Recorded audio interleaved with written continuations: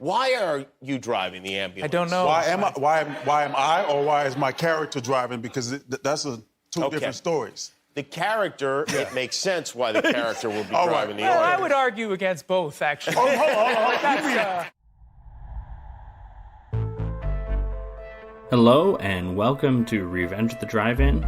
We've got a very, well, let's correct that, mildly exciting episode in store for you today, as we've got Michael Bay's 2022 film Ambulance, as well as the 1958 film Born Reckless.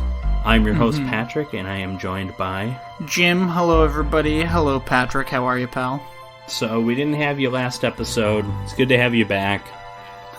Thank you.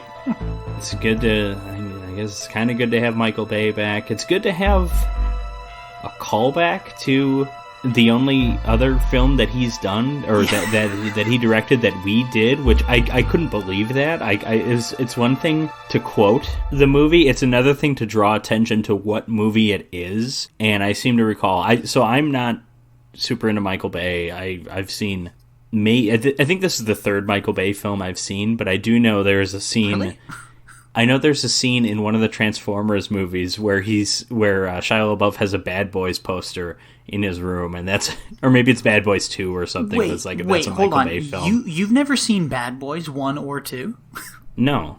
Really? You've never seen the first Transformers movie? No, I haven't. Is that being held against me? Am I being exposed as a fraud for...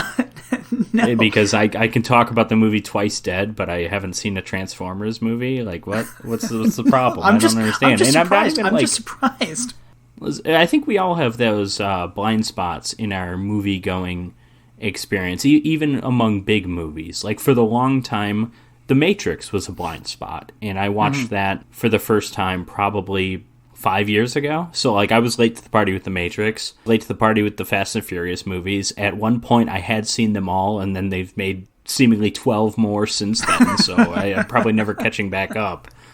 But yeah, the Transformers, I guess, is that major blind spot for me now, but it's not a blind spot that I care to remedy all that much, just because of the reputation of those movies. I will say, to go on record here, I would say that the first Transformers movie is a genuinely good movie. I've heard that from some people before, sure. Yeah, then after that, it really takes a nosedive, and I have not seen first, like all five. Bleak. Well, I heard Bumblebee was good, but I don't know if Michael Bay had anything to do with that. He might be like executive Probably not. He's also more of like a producer now these days, right? I don't know. I think he ends up producing movies that he just doesn't care enough to direct. Like, he produced like those Ninja Turtles movies, and it's like, those are Michael Bay movies, but for one reason or another, he just didn't want to direct them, I think. So, I don't know. I couldn't tell. Well, Ambulance, I mean, you say he doesn't direct anymore. He just produces. Like, Ambulance came out a year ago. What are you talking about? Should we get into it? Sure.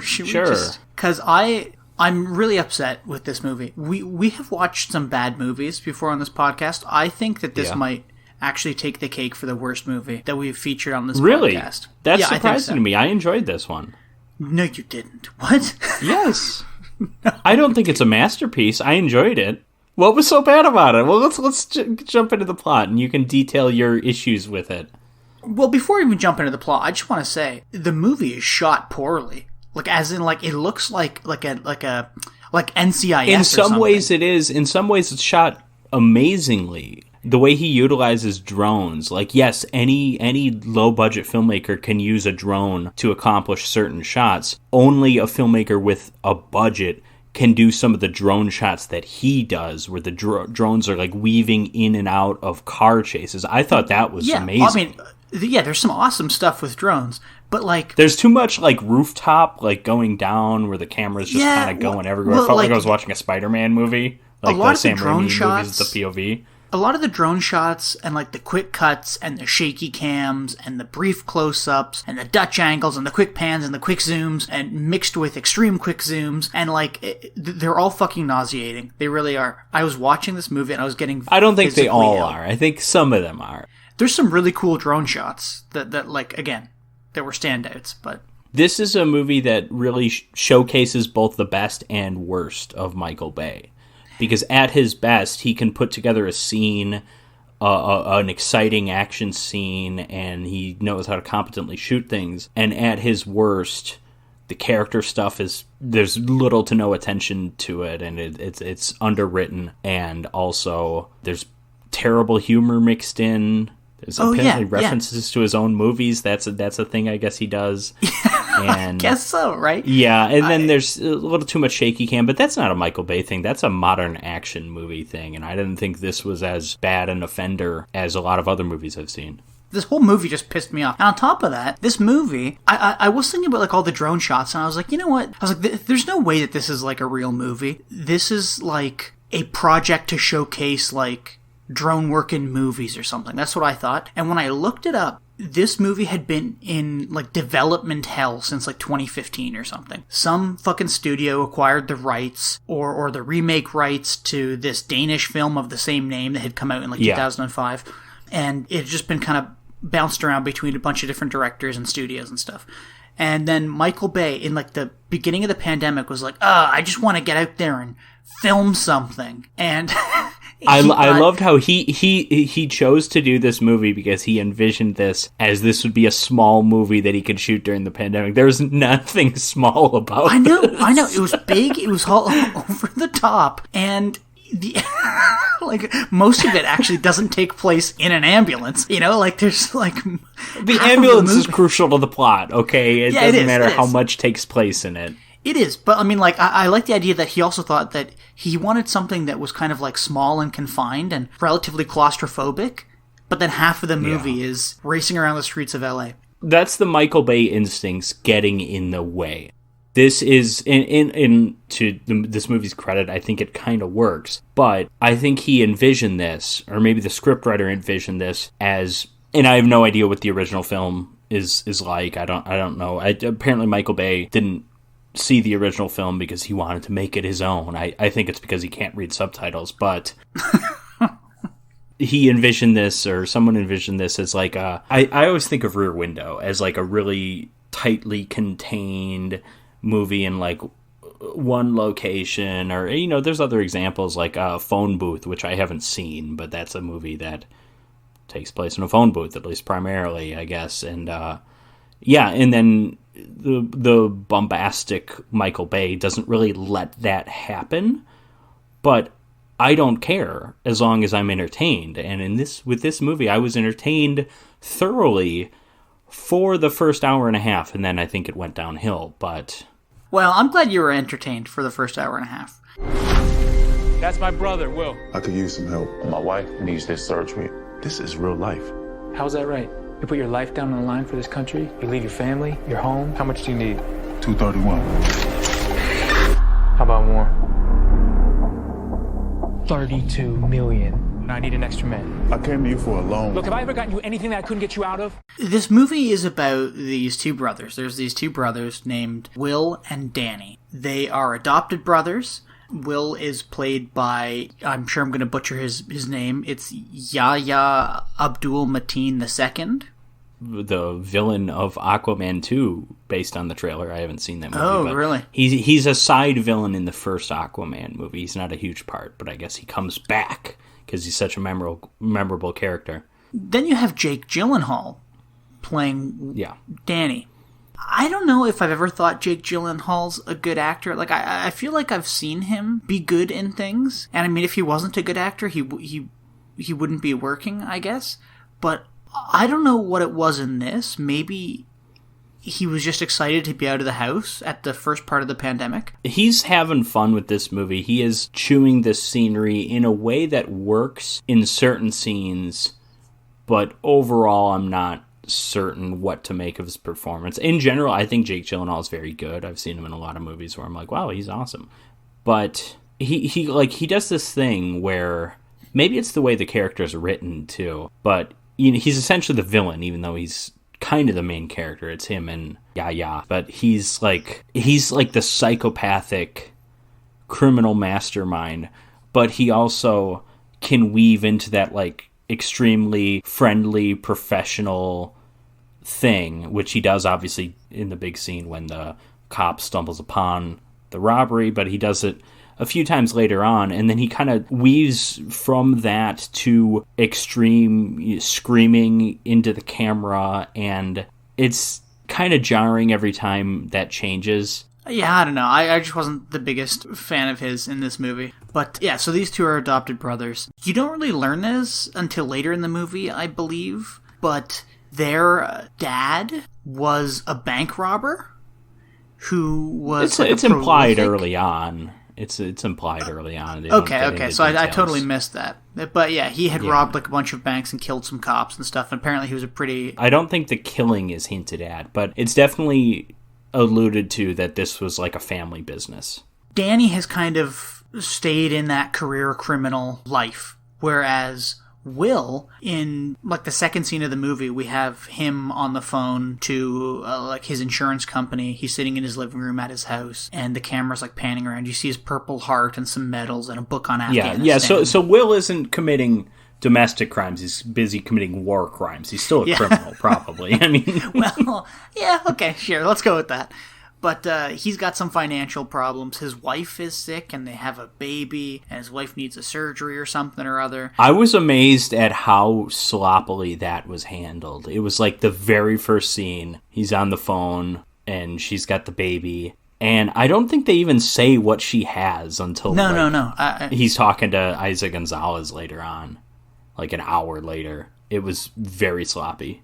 Yeah, to be honest, I don't even remember what she has. I was just like... Some form of cancer. And it's an experimental surgery, you know.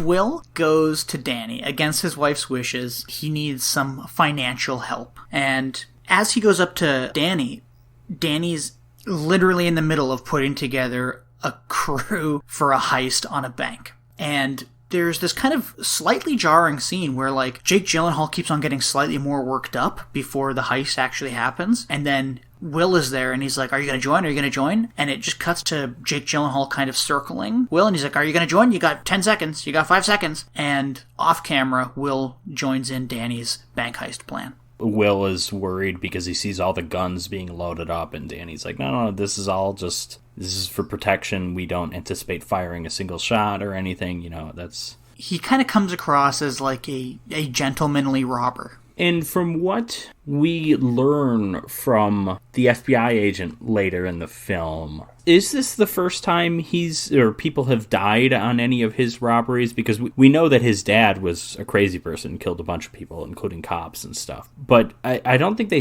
say that he's like a master criminal, Danny. But have things gone smoothly so far in his prior missions? I think they have, yeah.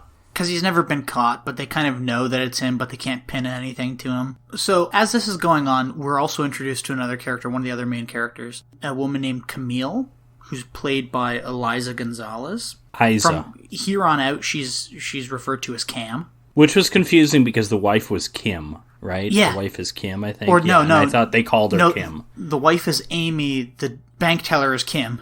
Okay, that's what it was. Yes, okay. Also, really, really minor nitpick, but Cam, I kind of like the setup there where they show she's with a rookie ambulance driver, and they go and rescue an impaled child from like a wrought iron fence in a car accident. They save her, and she's like super smooth and calm, and she's like nice to the kid, and is like, okay, what's your name? You know, look at me, and all this, and then they bring her to the hospital, and then she's done. She doesn't care at all about that, and that's like her thing, is that this is a job. Like, you can't get too wrapped up emotionally with the people you're saving, otherwise, you know, you're. And then she's explaining to this to the other guy, the rookie, and then it ends up being a very sloppy character arc. But I do like how they set that up. The saving the kid. I didn't realize this was an R-rated film until we actually started like seeing the blood and stuff. It's like, oh, Michael Bay's going for it in a way. But then the nitpick comes. First of all, who's the name of the driver? What's that guy's name? I have no idea. Let's call him Ted, though. Well, she takes Ted out. She specifically says, "Do you like? Is it burritos or enchiladas?" It's one of the Mexican enchiladas. Foods. Like, hey, she literally stops and she goes, "I'm hungry. I want some enchiladas." But then when they're eating sushi. I know. I know. He is 100% eating sushi. I know. I don't understand it. The thing that annoys me about this scene is that you're introduced to, like, strong female character, but you're introduced to her in a way that, like, she's almost too strong to the point where, like, she just comes across as an asshole, right? Like Brie Larson did in the fucking Marvel movies, right? No, well, I maybe, but no, I see what you mean, but so you're okay. Like, you made her too hard right off the bat, and I don't care about her. I'm just kind of like, oh, like, it's nice that she saved this kid, but she's kind of a bitch.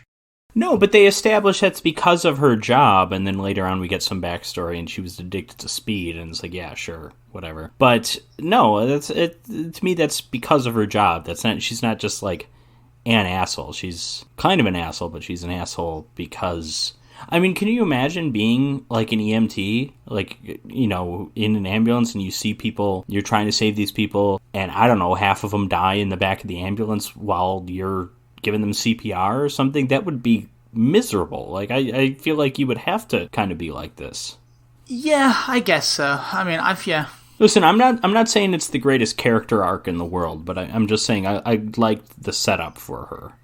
So we've met these 3 characters. Now there's another 2 characters we meet. Both varying degrees of importance here. We meet like 4 characters in this scene. This is weird because, yeah, we meet the police officers who stumble upon the thing, which I assume is what you're going to talk about. Yeah. But we also kind of meet the SIS guy who's running like the bank robbery division, who's wearing USC stuff, which automatically makes me hate him. He shows up, he has like one line. He's got a giant dog in the back seat. He's driving a beat-up car. They're doing like a Columbo thing with him because Columbo drives a piece of shit car and also has like a big ugly dog at one point. I think it's a Basset Hound. This dog is like massive. What is this? A Tibetan Mastiff or something? This dog is it's got to be some kind of a Mastiff. It's huge. But he only shows up for like 2 seconds, and then later on we really meet him. But I thought it was weird that he was even here, I guess. Yeah, because nothing's actually explained. So we hard cut to these 2 cops who were just hanging out shooting the shit, and they're talking about the movie The Rock. And which is embarrassing. That is so bad. It is. Actually, how it comes up is this one It's your favorite line, though. It is, yeah. I was kind of excited by that. I wrote it down on my notes. But this one cop, he's got this thing for this teller at the bank named Kim. And he's telling his partner, and his partner's like, well, did you ask her out? And he goes, no, I didn't ask her out. And then this is when his partner goes, you ever seen the movie The Rock? He goes, Sean Connery says, you know, losers always... He paraphrases. He says whiners. Yeah, and then he's like, and winners go home with the prom queen, or whatever. I think he says fuck, but yeah.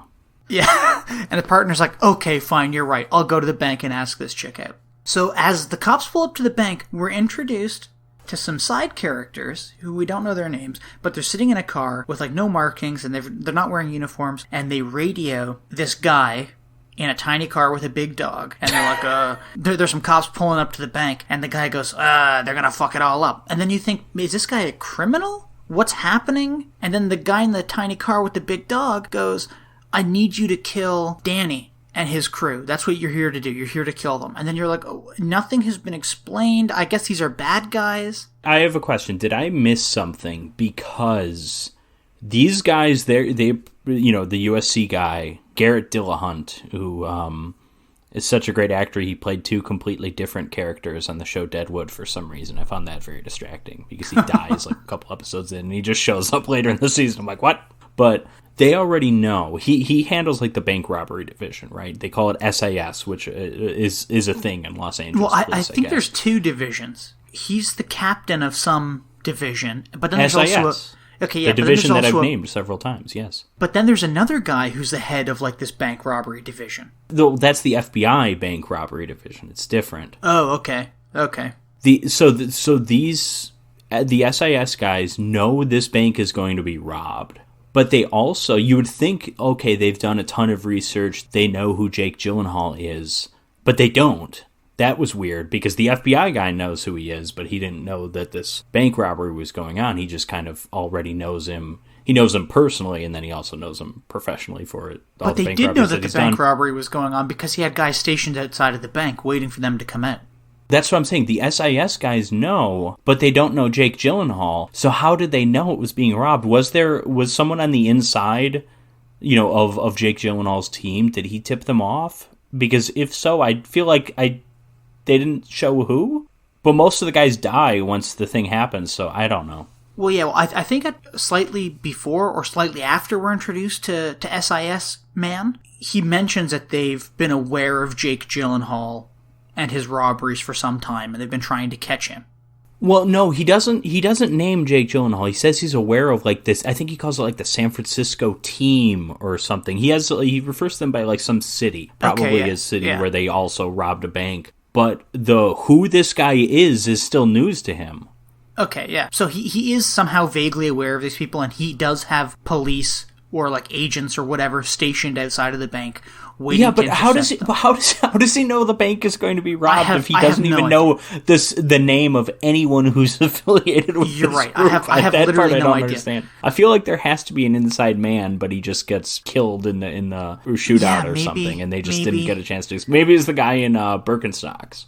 Guy who gets run over by a car.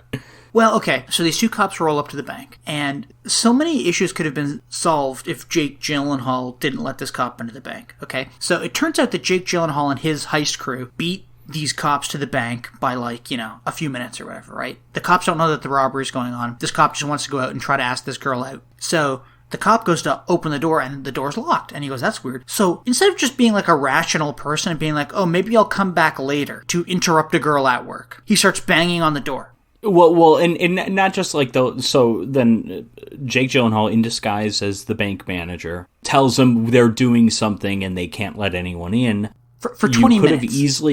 You could have easily gone, if you're Jake Gyllenhaal, you could have just been, it's company policy, it's bank policy, we can't, even a police officer, like, we can't do anything. Yeah. He, I assume, is worried that would raise suspicions, and maybe it would, but on the other hand, this police officer who's trying to ask this girl out, he has no bank business to do. Instead is pressuring the bank manager, who obviously isn't a bank manager, but that is just about the last person, the last occupation that I want to pressure.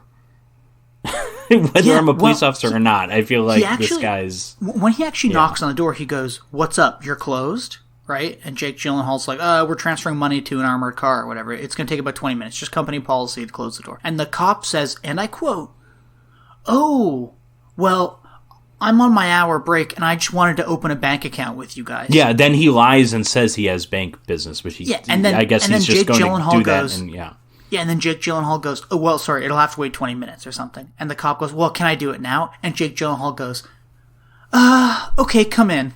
Yeah. And then the cop goes, "I promise I won't rob you." Here's another place where Jake Gyllenhaal completely screws up, because Jake Gyllenhaal, or this cop, is going up to the line and he's going to be handled by this one man, and he's like, "I was actually hoping to speak to Kim." And then he asks Jake Gyllenhaal for Kim's last name, and he tries to do it from memory because they've got the name plaque there or whatever. He could easily just say, like, "I'm sorry, law enforcement or not, like, I'm not divulging that. Like, you'll have to ask her. Like, it's not my business to give away employee information." You could have done that, but no, he instead says the wrong last name, which... Or even, like, we don't even know, like, we as the audience don't know what Kim looks like, right? And it seems that when the cop is asking Jake Gyllenhaal, he goes, I want to talk to Kim. What's her last name? Jake Gyllenhaal doesn't even know who the fuck Kim is, right? Because he just kind of turns to goes, Kim here? For all he knows, Kim could be one of the people tied up on the floor behind the counter right now. That's true. It just so happens that the girl sitting at the desk there, who's not tied up, is Kim. Well, yes, but listen, which is why this movie's done. But that's one of the many reasons, in my opinion. Let's continue. Jake Gyllenhaal could also be like, okay, this is a relatively young police officer. He wants to speak to a woman. I'm assuming he wants to speak to the only woman under 75 that works here, because all the other ladies are old. Okay, is that old Asian lady who gets in the elevator who's not an employee, but I assume she's tied up in the back too? Last name Kim. Yeah, I don't know. So I guess this was filmed during the pandemic, or like... it was, yeah. It was filmed in 2020. And it took 38 days to film, apparently. Took 38 minutes to write, coincidentally. 100%. 100%. It is. He types 400 words a minute. Okay, so this cop goes up to Kim, starts chatting Kim up, and then he kind of realizes something's wrong because she starts crying, and he goes, "What's going on here?" And then I think he sees somebody tied up, like on the ground, and he turns around and he puts his hand on his gun, and Jake Gyllenhaal pulls out a pistol and goes, "No, he does. I don't think he sees anyone tied up. He just notices that Kim is flustered, and then he also sees the name placard, and it's a last name that was different from what the bank manager gave. Oh, okay, Again, yeah. He didn't need to give the last name." Yeah, so he turns around and Jake's got him held up at gunpoint. And he's like, "Look, we're robbing this bank. Don't you fucking move. Take your hand off your gun. Wave for your partner and smile. Pretend like everything's fine." So he does, and they continue to rob the bank. And there's like a kerfuffle going on, too, with one of his partners. She's like driving a van, and the van breaks down, and the other cop out there helps him fix it. Well, then they rob the bank, and for some reason, instead of leaving the way they came and going into the parking garage where they parked the car that they all came in, they decide to run out the front door, at which point everybody's like, all those undercover cops put police vests on and just start shooting them. And this other guy driving the van tries to run over friend cop that's the friend of Zach, who's the cop who's trying to ask out Kim. And all hell just breaks loose immediately. Yeah, well, hang on. First of all, they got dropped off in, like, the parking garage, presumably underneath the building. Mm-hmm. I don't think they parked, though, because it's the truck that is picking them up is the truck that dropped them off. So he was going to circle around the block, and he was supposed to pick them up someplace else, but then he can't even get there because the engine breaks down. And then, was that the reason, though, or did they just run out the front door? Because the car was fixed before they came outside. Yes, but I think at that point the cops were moving in on them, and then they couldn't. I don't know. I feel like I don't really understand why the van didn't stay parked. I'm not sure. Because there was an undercover cop in the garage, but they didn't know that. Well, okay, so all the guys pretty much... like 90%, like everybody who's part of the heist team, except for Jake Gyllenhaal and Will, run outside and they all get fucking killed. They all get gunned down by these police officers. While that's going on, Captain of SIS pulls up with his big dog and his tiny car. And he's like, "Did we get all of them?" Jake Gyllenhaal and Will have escaped through the parking garage. With the police officer captive as a hostage. They've kind of got him hostage, and then the cop tries to grab Jake Gyllenhaal, and he turns and he shoots him in the leg or whatever. And he goes, "That's what happens when you fucking touch me." So they leave him there, and this cop's partner finds him laying on the ground, severely injured, and he calls for an ambulance. And this is where our friend Cam and her ambulance shows up. And she rolls into the parking garage with her driver, and almost immediately, after packaging the cop up, their ambulance is stolen by Jake Gyllenhaal and Will. And the driver's thrown out. So now you have two hostages. We have Cam and the cop who's badly injured, and then we have Will and Jake. Who's been shot twice, but they only know at this point of one bullet wound in his leg, but he's also been shot, like, through the chest. Yeah, and we learn that he's been shot through the chest an hour later, just to keep things suspenseful. Well, it was set up though because there was like any other wounds, and the cop didn't know. The cop who tended to his partner didn't know because he didn't have time to find out, and he obviously wasn't there when it happened. But Will does fire more than once, so it makes sense that there would be.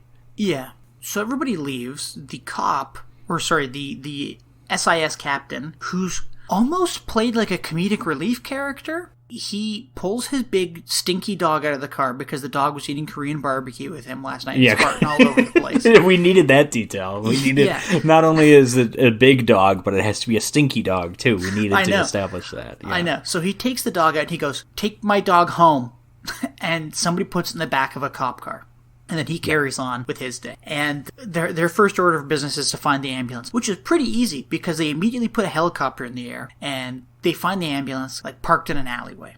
And at this point, Will and Danny both realize that they're kind of screwed. And Cam, she's like, "Well, I gotta get the hell out of here." So she tries to escape after spraying Danny and Will with a fire extinguisher. And she's most of the way down this alley outside of the ambulance when Danny hops Can I say, you find a fire extinguisher and you can use it to escape. Why do you spray it and not bash them over the head with it? I guess know. maybe she didn't think she could get both of them, but fire extinguisher is a pretty good weapon, not just a distraction. I know. Well, so my favorite part is she runs away. She's like at the mouth of this alleyway. She's at the entrance of this alleyway. And that's when Jake Gyllenhaal gets out of the ambulance and points a gun at her. And he goes, "Stop, don't move, come back." And she goes, "Okay, I guess I'm caught." And she's nowhere near on that. over She's the like, ambulance. she's got like hundreds of yards before the alleyway ends. She's not like, she can't get away there. But I did think it was kind of, Jake Gyllenhaal didn't fire a warning shot or anything. He just said stop, and she's like, "Oh, I guess I've got a gun pointed on me." Yeah, she didn't turn around or anything. Obviously, She just but stopped. No. Yeah, and then this is kind of where the movie gets visually interesting, because from here on out we get lots of car chases and cars flipping and stuff. This chunky ambulance is now on the run from like dozens of cop cars. And because there's an injured cop in the back of the ambulance, there is a no ramming order put out to all these units. But somehow this stupid ambulance is outmaneuvering cop cars left and right. Well, Driving past them, and reversing past them. The setup here is that Will is an incredible driver. He and Danny used to steal cars. Yeah, well, and then they keep because they also eventually bringing do up, like some maneuvers that they did years ago or whatever. Well, then they also keep on bringing up his time in like the army. No, Marines, not Army. Well, and there's also a clear distinction between Will and Danny in terms of their attitudes towards the injured cop and towards Cam, because I this was kind of frustrating that it's like the whole thing was like, if that cop dies, you're in prison for life, and it's like, isn't he already though? I mean, it's like, come on, how many people just died? How come Jake Gyllenhaal didn't push the cop out of the back of the ambulance in the alleyway with Cam and said, "Get the fuck out of here, we're driving away"? I don't know if he considered it, but I think Will wouldn't have let him in that instance. Because Will does actually want to... Will is the one who shot this guy and is immediately like, oh, he shot him because he kind of had to. But he's not happy with it because he's in it for the money. He doesn't want to hurt anyone. He's a good guy. He's John Q. He just wants the money for the surgery. But now he could have potentially killed someone, so... He wants to make sure that this cop is okay, but they also can't just go to a hospital because they'll be caught. Yeah.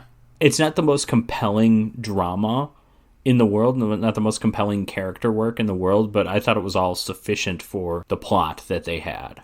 Yeah, which, like, I think it was all pretty weak, but that's okay because I think the plot itself was pretty weak. You know what I mean?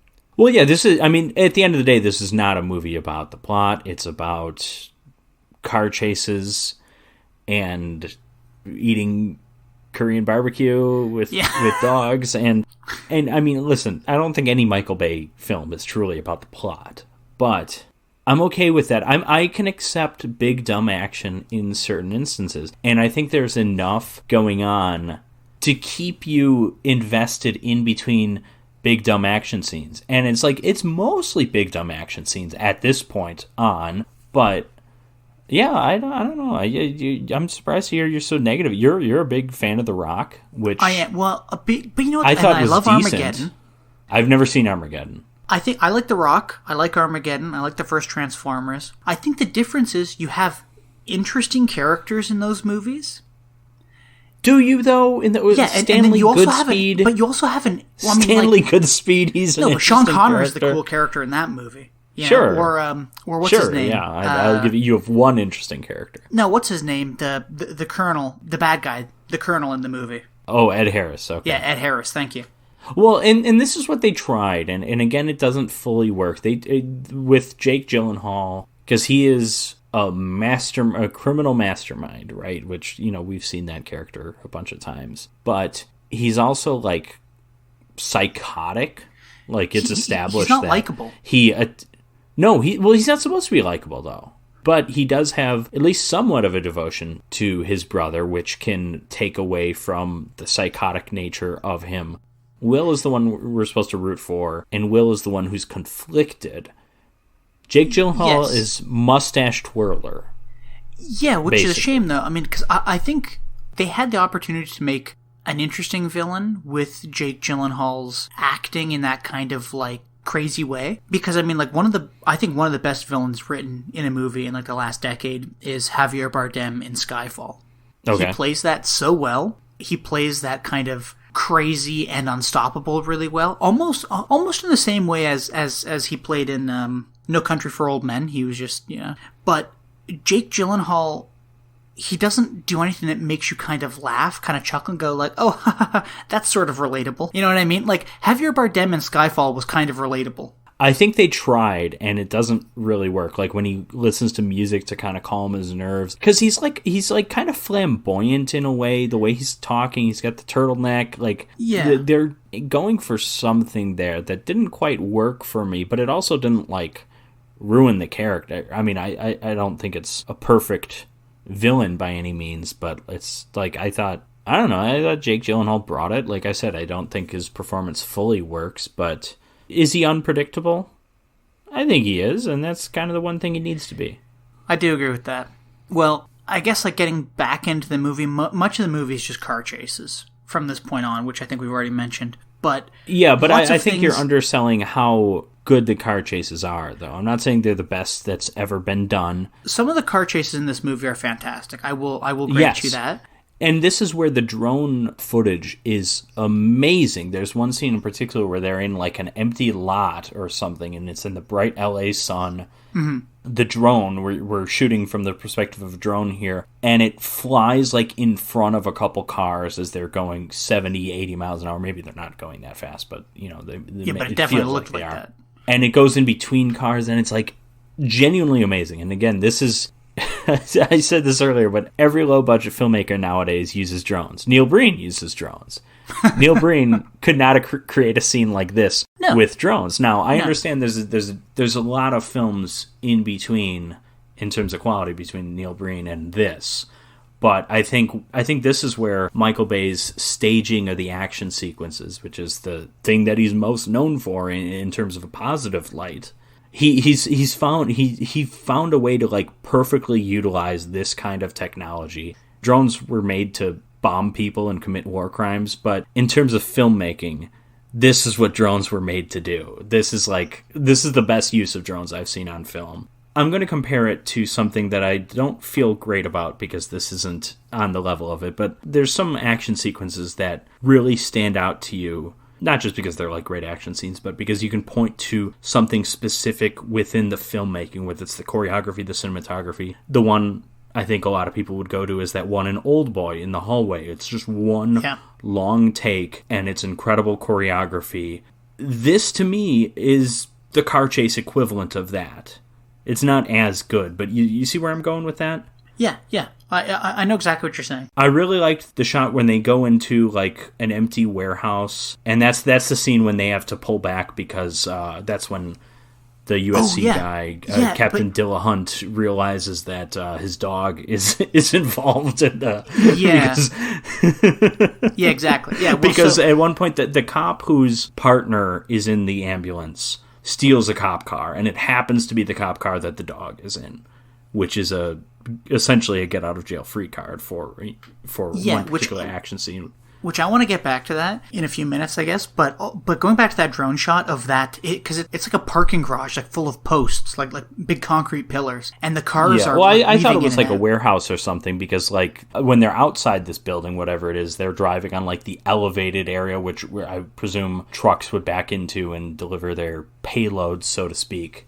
Yeah, but it's a really cool shot and like technically impressive, but there's not enough technically impressive shots to save this movie from, I think, like the poor writing and just like the shitty story. Like, I disagree for two reasons. One, I think the technical mastery of some of these car chases is better than you're giving it credit for, which is, whatever. But I also think the poor writing you're talking about isn't as poor as it really is. I thought this isn't poor writing. This is standard action writing. It's not above average. It is all over that average. It is the Mendoza line of action writing. But if it has stuff that elevates the action, or like if the action scenes are really good, if there's good martial arts choreography, or in this case really good car chases that are filmed really well, I'm all for it. That elevates it more. So you can have standard action writing, but you have an incredible performance. and that would do the same thing. I think that's what these scenes do.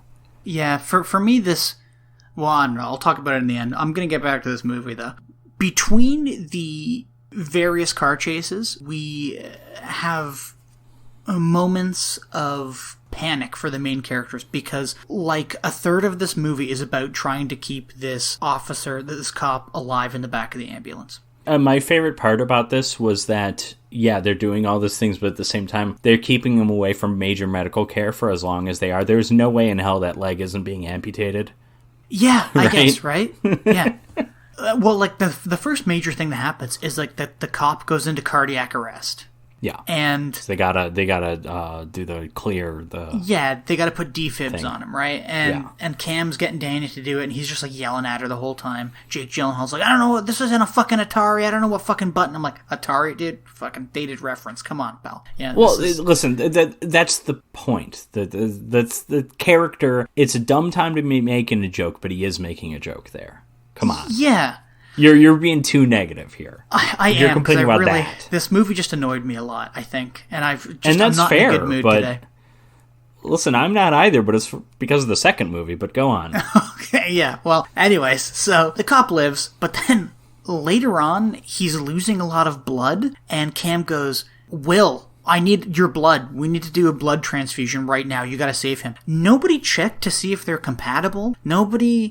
Nobody, like, that's not how blood transfusions work, right? That's not how he's a universal donor. He said he was a Was universal donor. Oh, good. Yeah. Okay, I'll allow it then. See, it's I'll better allow writing than you're giving it credit for. Well, I It's don't know if still it's not good better writing, but I'll allow it. If we want to get into bad writing, I don't know how to feel about the scene overall, but the scene when they get doctors to Skype, Oh my god, to Skype her through the surgery was so dumb that I kind of loved it. That scene was so stupid. I loved. I can't like. Let's just talk about that scene. Let's talk about that scene. I can't begin to imagine who thought, oh, this is a really interesting thing. Like, first off, you have Cam calling this guy who she claims is her boyfriend throughout the movie, and then you realize that they dated, like, once, that they went on, like, one date 6 months ago or something. Right. And he says to her on the phone, she goes, hey, I'm having a problem. I need to do this surgery because somebody's going to die. I'm in the back of an ambulance. Yeah, this is when they discover a second bullet wound because they realize there's a bunch of blood coming from his torso, and so they have to get the bullet out, and then it's lodged against his, was it spleen? It's lodged against his something. Yeah, and this surgeon who she's on the phone with is like being all sassy, and he says, "You're not a surgeon. You're just a whatever, you know." And she's like, "I know." Then they wind up like she kind of explains that she's the one in the ambulance on the news, and then they Skype in these other two doctors who are just playing golf. I think what made this scene so much better was that they were playing golf. It was like so stupid that they just like I picture if this were like a Zucker Brothers movie or something, there'd be like a couple shots like showing a group of golfers like lined up behind them, like, come on, get on with it, like waiting for them, and they're not giving them permission to pass. Or they'd be like, or Cam would be like mistaking golf references for things that they're telling her to do. No, they don't. Well, yeah, you do that too. It's like, oh, go on, get in the hole, and it's like, okay, which hole is that? And like, do something stupid like that. Yeah, he's like, come on, swing the club, and she reaches back and pulls out like a 9-iron. This one, and smacks him like that kind of bullshit. This would have been a slightly more serious version than what we're talking about, but they could have been like, Cam, come on, there's no mulligans here. Yeah. Yeah, exactly. Yeah. But they talk her through a surgery on Skype or on FaceTime. Yeah, and while they're going 60 miles an hour down the freeway. Yeah, Will at this point is helping, and Danny is driving, and he refuses to slow down, even when at this point FBI guys on the scene when they're tapping into their phones and they know that they're doing surgery, and they're the cops are like, okay, we'll give them room. He's still driving 70, 80 miles an hour on the freeway. Yeah. This scene was amazing. It was so dumb. It was, and then but it was exciting though too. It's like it was dumb but exciting. If it were just dumb, I would probably feel a little bit different about it. I do agree with you. It was dumb and exciting. I will say two of the dumbest parts in this scene is, one, the cop actually wakes up, like his And then he anesthetic is punches worn him off. out. Yeah, and Yeah, then 'cause Will they is don't have freaking out, anesthesia. and he just punches him. He just clocks him right in the jaw, and he knocks him out cold. And then he puts his little like anesthetic mask back on. But then also the spleen ruptures, and there's blood everywhere. Yeah. And they're trying to tie up an artery. So Cam goes, "Oh, take my hair clip," which is like a dollar store plastic hair clip, and that's supposed to hold an artery like that. That's supposed to be enough force to while you're driving 70. Yeah, and I'm like, what? Okay, that's fine. I thought that was fun. I like that. Okay, but now, before we move on, I want to go back to this fucking dog thing, where Jake Gyllenhaal's hanging out the back of the ambulance with Cam. He's, threatening to shoot her in the head, and then he starts shooting at this, lead cop car, and this is when the big, stinky Mastiff sits up in the back of the car, and he's like, he does, a Scooby-Doo noise, huh? The cop and Zach's friend goes, "Oh my god, I've got the dog, this is crazy." He's like, "What the hell is that? There's a giant dog in my car." Yeah. Then SIS guy's like, "Who the fuck stole my dog? Everybody fall back, fall back." Also, so we've established already that the dog is stinky. Wouldn't this cop have noticed the smell? There's Korean barbecue. Korean barbecue scented farts are occurring in this cop car. I know, yeah. Yeah. Also, this dog probably breathes very loudly too. You probably like this at one point, but whatever. Yeah. But yeah, so they pull away because a fucking dog is in a car. It's just like, as you described earlier, it was like the get out of jail free card for the moment. It's a get out of jail free card for Jake Gyllenhaal that he didn't know existed, but it's also it's two other things. It's an excuse to kind of calm down. It is one endless car chase, but there's little breaks in between. This is a sequence for a break. We are going to take a break from the major action. And it's also, and this is where it really doesn't work, it is also another character thing for this SIS leader who ultimately just dies unceremoniously. There's no point to his character at all.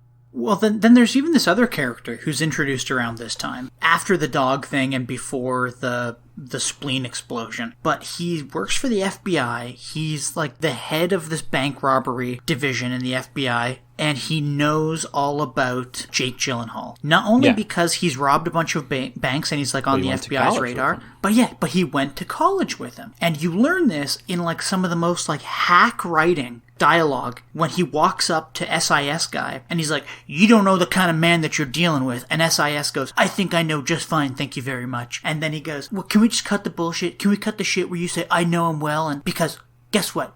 I know him the best because we were friends." And then the camera just cuts. Yeah, that's like a commercial break in a television drama. It's that's a suspenseful moment. We're gonna cut to commercial. I know, and we're supposed to be on our couches going, "What? They were friends?" God. So, and then we learned that they weren't actually friends, but they were studying together in college. No, they were probably friends for a month. Well, they were roommates or something, and they were taking criminology together or whatever the fuck it was. And Jake Gyllenhaal just disappeared one day after writing all the finals or something, and he turned up years later. And he's banks. okay, Jake Gyllenhaal was here to study us, to study our patterns, our thought processes. That's fine, whatever. That. But hang on. First of all, let's talk about the way they introduced this character, because this was weird, and it wasn't really. I don't think it was done for laughs so much. It was just done for character. It was just because he's at a couples counseling thing. He's gay. He's got a husband. Hold on, because this movie, a lot of the characters in this movie are the I'm snarky, sassy, and I know more than you character. The worst was the lady in the van. Oh yeah, she was the absolute fucking worst. She was just too much. That's a Michael Bay character. Yeah, we don't even need to talk about her, but she was a terrible fucking character. But let's get back to the gay FBI guy. Well, I want to applaud this movie. Again, remember The Rock, gay hairdresser, right? Or gay barber. Mm-hmm. This movie doesn't make a joke out of him being gay. He just kind of is gay. And the joke is more, his husband is complaining about how he constantly looks at his phone, and then there's like a little thing about the couples counselor is like, what, do people even rob banks anymore? Which, and then by he the gets way, called if in. a counselor said that to me, like if this was real life and I was working for the FBI in like a bank robbery division and a counselor said that to me, I'd call her a dumb bitch. I really would. Well, and that's kind of what he money. does. Yeah. That's kind of what he does, but I would take the opposite point of view because, yeah, no one robs banks anymore. Come on, there's so much more money in ATMs. And the banks, there's so many. I've worked at a bank. There's so many ways for banks to, for them to track the money, and it's honestly not worth robbing a bank. And they don't carry that much cash on them in comparison to, again, ATMs. Yeah. So I thought that was kind of a fair question, but the movie treats her like a dumb bitch, which I guess is what you want to do. But yeah, so let's talk about Keir O'Donnell, the FBI guy. I will always remember him. Well, I guess there's another film in which I've seen him where he plays a gay character, and that's Wedding Crashers. He's the gay brother. Oh, I didn't even know. We'll be in my room painting. Homo things. And the thing I wanted to say about that, so I never saw this other show. Turns out he wasn't on it. But Jim, are you familiar with the show Gotham? Yeah, I've never seen it. Wait, does he play... Listen, it doesn't matter if you've seen it or not. I does just he play remember... the Penguin or whatever? No, he doesn't, but that's what I was going to say. In the advertisements I would see for Gotham, the guy who plays the Penguin has his exact, like, emo hairstyle that he had in Wedding Crashers, and he kind of looks like him, and I'm like, for years, I'm just like, oh, the guy from Wedding Crashers plays the Penguin. Then I found out later on, no, it's not, but it's still, like, I can still pull up the pictures, and I'm like, yeah, I don't know how that's not him. But he's, like, 15 years older than that guy or something, but yeah, he's not the Penguin, but you can easily be mistaken. That's amazing. Well, this guy, this FBI guy, he immediately joins the chase. And their new plan is to kind of just get information from Jake Gyllenhaal because FBI guy knows him. And when he calls up Jake Gyllenhaal immediately just kind of, he's like, oh, you son of a bitch, haven't talked to you in a long time. You know why I'm here and I know why you're here, so I'm robbing a bank. And he's just kind of like, just chatting shit, really, And he's like, you're an idiot and I don't like you and yeah, school was stupid, I agree, but now you're doing what you've always wanted to do and I'm doing what I've always wanted to do. Like, it's just this fucking, I just hate it. It's not nearly that bad. It's nothing like that. But okay, go on. That's what it was in my It's head. nothing like that. It's more like, oh, Jake Gyllenhaal was like, oh, you're finally head of bank robbery, just like you always wanted or something. That's like all that it is. It's nothing more than that. You are just in a rotten mood. I am. I really don't like this movie. And, yeah, sorry to Michael Bay and Ambulance. While all this is going on, Danny's got a new plan to finally get rid of the cops for good. And I really like this part because the first part of his plan is to drive the wrong way on the highway and lose the cops, which he does. But it leads to this awesome, like, POV shot where all these cars are, like, skidding out and spinning out and crashing into each other, right in front of the ambulance. And this really cool shot, I can't tell if it was actually shot with a drone or if it was CG, but this shot where, like, two cop cars crash into each other and the camera pulls up, I believe that was CG. It might have also been shot with a drone, but I believe the cop cars crashing was CG. Pretty much every time the cop cars were crashing in the car chase scenes, I really liked it. It all looked really good. But the other part of this plan is that Jake Gyllenhaal's called up, like, the Mexican mob, who is run by a guy named Poppy. I thought it was Papa, but, yeah, you're probably right. I don't know. Yeah. It depends if he pees on couches or not. Oh, no, you're right. It is Poppy. It is Poppy. Yeah, and Jake Gyllenhaal goes, we need 2 more ambulances to kind of, like, to hide amongst, to fool the cops. And also, he calls up one of his employees who's watching soccer, and he's like, I need you to show up. This pissed me off. This was so out of place, where he's like, it's the most popular game in the world, and it's called football. It's like, why? no, we don't need this here. We don't need this now. Shut up and get on with the scene. Yeah, well, then I'm just, sorry, Wale. Yeah, like Wale, even other stuff where he's the guy like, playing this, he's a rapper. Well, yeah, then even this scene where he asks his employee to come, he's like, bring the blue paint and, like, hurry up. And the guy's like, oh, and the flamingos, all the flamingo stuff. What is going on? He's like, yeah, and then, this like, just, I was as frustrated. Exactly. I was as frustrated as Jake Gyllenhaal. Like, he's like, shut the fuck up about the flamingos. Has nothing to do with this. They're two completely separate things. Right, but you're frustrated with the movie. At least I was. I was frustrated with the movie at this point. I wasn't frustrated with the character. I'm just like, oh my god, why are we doing this? No, exactly. Yeah, I was like, what is happening here? And then I did like when they showed up to the, like, and they drove, like, through the LA River in this really cool shot where these two helicopters are, like, chasing the ambulance. That was all really neat. They do eventually escape, and they park under this bridge with the other ambulances and stuff. And we see that one ambulance is full of C4. Which he specifically told them not to bring weapons. Yeah, but he's like, we just want a distraction. We don't want to start a war. But then they bring C4, which I think he kind of told them they were doing. He's like, we're going to bring some surprises. But then they also have a car that I guess is remote controlled and has like a Walter White end of Breaking Bad helicopter gun attached that just like shoots. Yeah. Or it's like it's got like a minigun. Saw the final chapter. It's just like, what is this? Who rigged this? I know. What's going on? Well, then, and as they're kind of like showcasing this stuff, we have the employee character. He starts spray painting the ambulance, and first off, it's like lime green. And Jake Gyllenhaal's like, why is it green? I said blue. He goes, oh, it's the only paint I had. And then he just starts spraying paint all over the windshield and like windows. And you're like, which is just whatever. But a couple things about the paint here. One, the paint doesn't end up being important. Yeah, it doesn't matter at all. The important part is that the other ambulances are there because they eventually pull over Wale, and good luck getting out of a harsh prison sentence. Wale just saying, I don't know what's going on. I just got in the I was sick and I got in the ambulance. Like, yeah, that's gonna fucking work. That's one hell of a defense. But also, like, I say, because an ambulance is, I mean, as the thing that makes it an ambulance is all the markings on it and all the lights and stuff. If you just like painted blue, you could mistake it, I suppose, for like an armored truck or something. Like, you see blue trucks, you certainly don't see lime green trucks like that. Maybe. So I guess that's the idea. But you still have those lights on top of it, and it's just like, I don't know. Yeah, it was never explained. I feel like even if it were blue paint, it wouldn't have worked, is my point.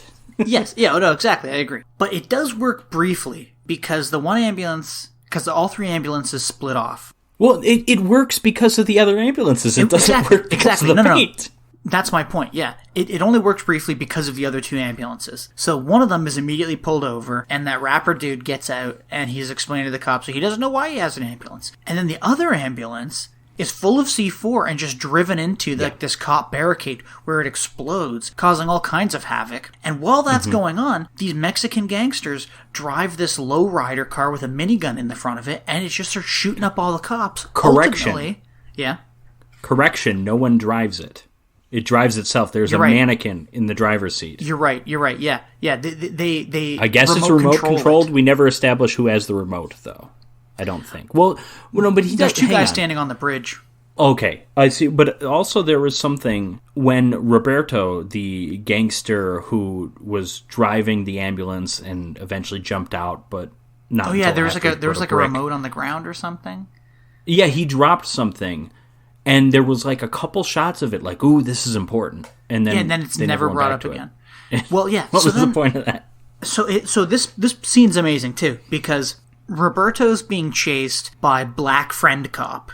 And while he's being chased... A Black Friend Cop who we've established has no sense of smell because he didn't notice the... Yeah, the stinky dog. Exactly. And might be deaf, too, because he didn't hear the dog breathing.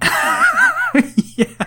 Then the minigun car is being driven into cops and just shooting everybody. SIS guy gets killed here. Very unceremoniously. Like, you don't even see him get shot, I don't think. I think you do, but it's not like a heroic death or anything. It's just a death. It's not really like it just kind of happens, and then it's like, okay, why do we do all this stuff with the dog?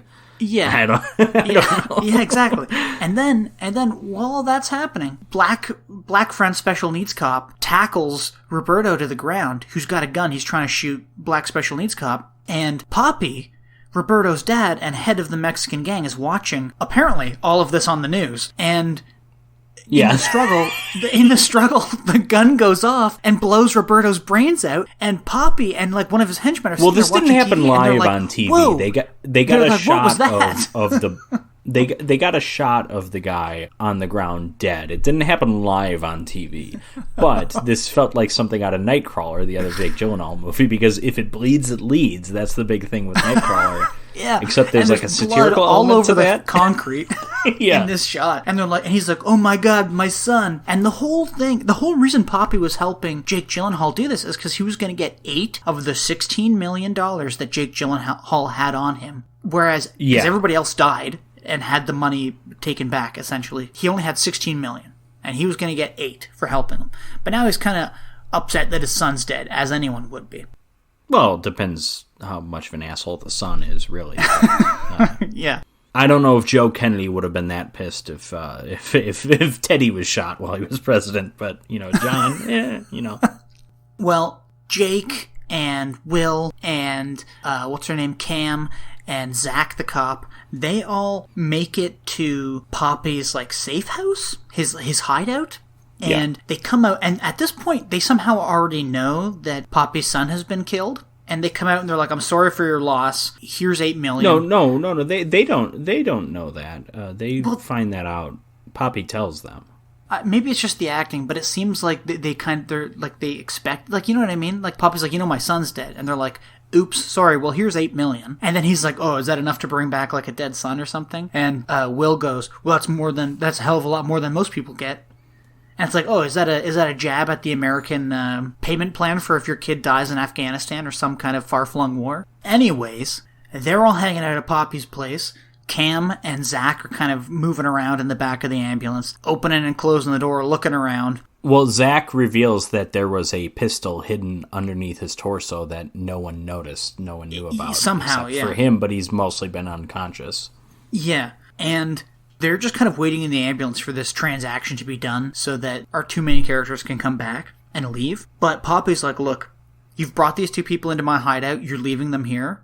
We're going to kill them." Yeah, because they don't like cops. They're going to kill... They don't care about Cam, I guess, but they just want to kill Zach. Well, then they also said Cam's staying too, because she's opened the door, she's seen everything. He's like, they're both staying. Oh, okay.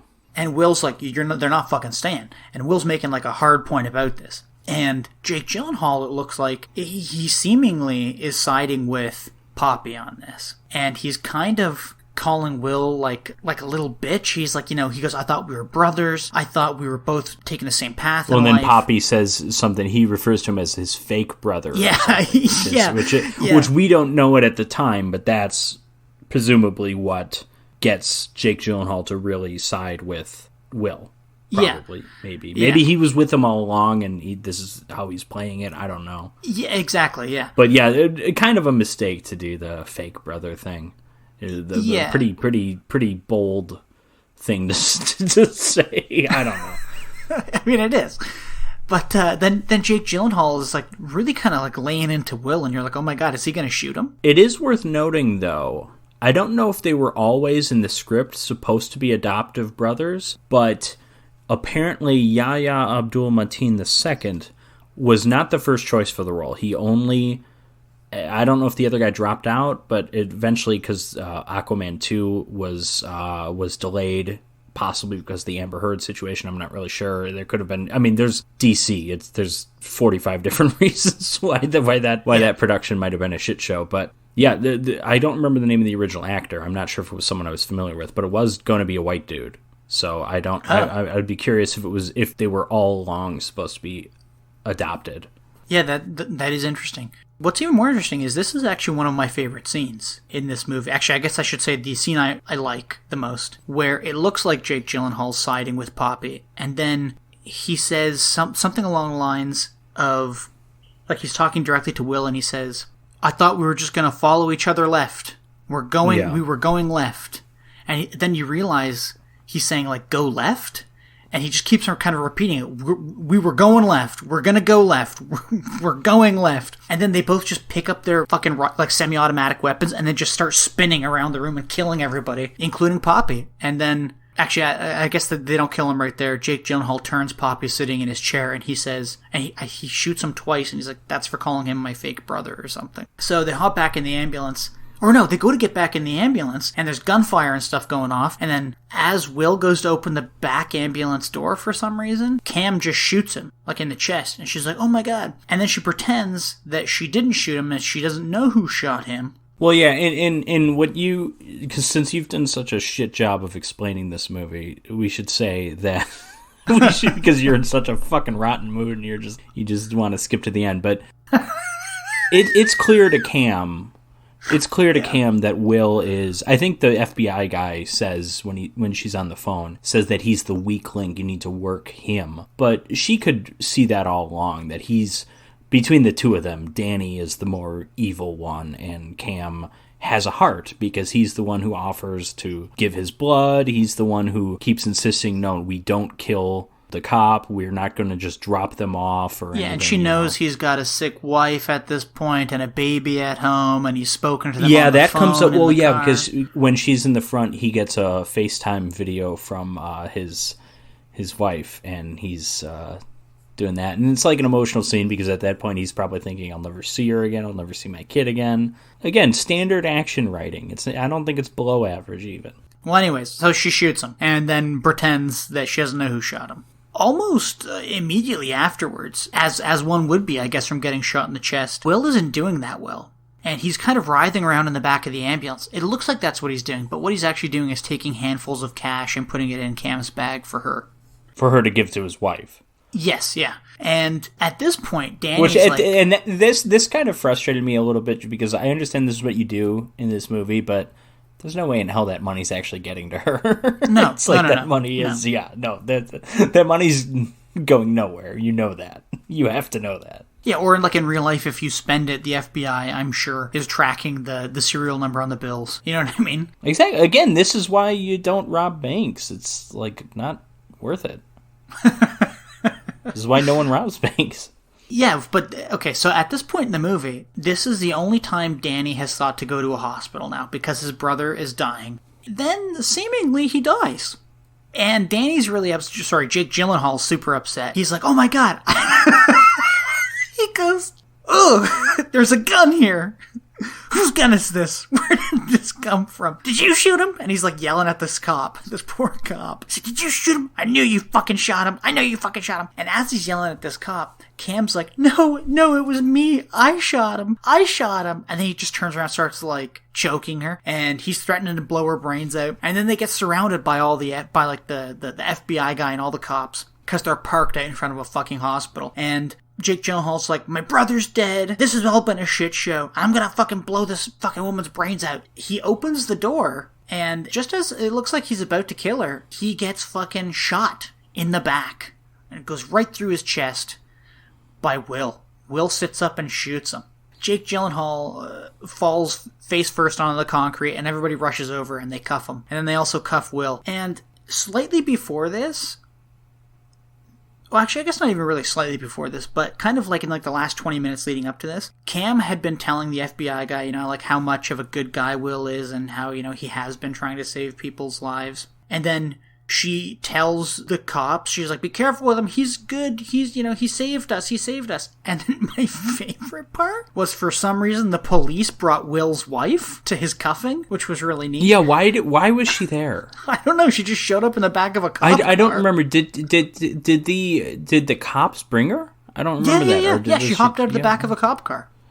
That's interesting. And she's screaming from the sidelines. She's like, oh, that's my husband. Don't hurt him. Well, they were probably going to question her when they figured out who the other guy was.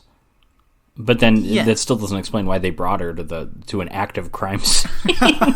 To literally an active crime scene. There are crimes currently happening. Yeah. And then Cam gets up and she's like, she goes up to FBI guy. She goes, he saved our lives. And then she goes over to Will's wife, Amy, and she's like, your husband's actually a really good man. And she's like, is he going to be okay? She's like, I don't know, but he saved our lives. And then she goes like under this barrier, and as Amy's looking away, she stashes all the money. Like, she gives his wife all the money. She puts it in the baby's carrier. Then, like, the last couple of minutes of the movie, we get the FBI questioning Zach, the cop. And for some reason, it's like an extremely long shot where he's like, who shot you?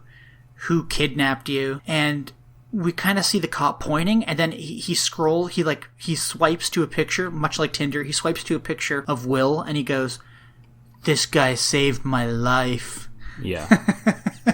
And then the FBI guy's I feel like none of this would matter unless it was clear that Will was also a hostage, and at no point did anyone say that. Like he is very much in on the bank robbery. There is a clause in American law. I don't remember what the name of it is, but it's basically if someone dies while you are committing a felony or as a result of you committing a felony, like let's say you just want to commit some arson, you just want to burn down a building, you don't know anyone's in there, but the person dies, it's not technically, by the letter of the law, it wouldn't be first-degree murder because that requires, I want to kill this person. But in U.S. law, that still counts as first-degree murder. Thus, there is no way in hell Will is getting away with it. This is just, again, this is kind of dumb, but whatever. It's the... Yeah, well, then, we don't actually know if he gets away without any charges, really, because... That's technically true, yeah. Because it turns out, he is laying in his hospital bed. He looks like he's going to make a recovery. There's a cop sitting in the hospital room with him. His wife is shown hiding the money in the baby's carrier. And then the important thing is Cam goes and finds that kid who was impaled by a wrought iron fence and makes sure the kid's okay. That's the important thing. And then my favorite fucking part. So this is the last 10 seconds of the movie, because the movie actually ends on a city, on a skyline shot of LA. But my favorite part is after Cam leaves the girl, she gets this hero shot of her kind of slow-mo walking out of this parking garage with her jacket thrown over her shoulder. And I'm like, what the fuck are you smiling about? You know what I mean? What?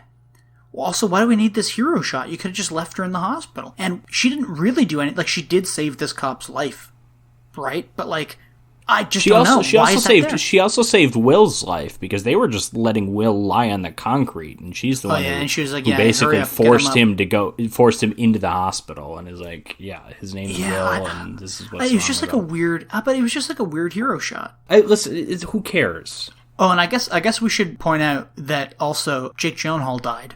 Yeah. Anyways, that's it. That's Amber Lamps from 2022. It was a COVID boredom project of Michael Bay's. And Patrick, you liked this movie a lot more than I did, so tell me how you liked it.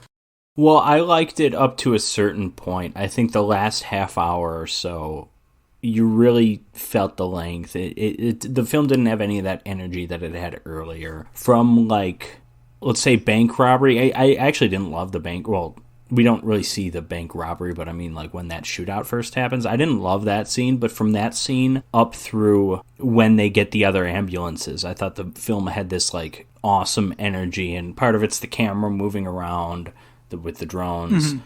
Part of it's just, I don't know, Michael Bay knows how to stage action sequences, and the cars racing around, crashing, blowing up, that stuff's all great. The surgery while on the freeway was one of the dumbest scenes I've ever seen, and I loved it.